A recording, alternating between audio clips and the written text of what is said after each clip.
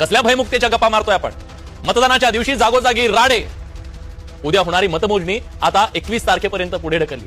निवडणूक आयोगाचा कारभार म्हणजे कुणाचा कुणाला पायपूस नाही. सगळा सवळा गोंधळ. काय चाललंय, कशी निवडणूक होतीये, कुठे रद्द होतीये, कधी, काही सांगपत्ता नाहीये.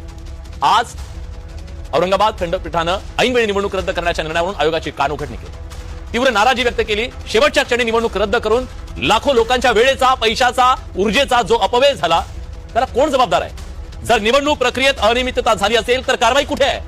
निवडणूक आयोग सांगणार आहे की नाहीये? आधीच मतदार याद्यांमधल्या घोळाचे आरोप, त्यातली आयोगाची बोटचेपी भूमिका. त्यामुळे प्रश्नांच्या घेऱ्यात सापडलेल्या निवडणूक आयोगाला कसलाही प्रभाव या निवडणुकीत पाडता आलेला नाहीये.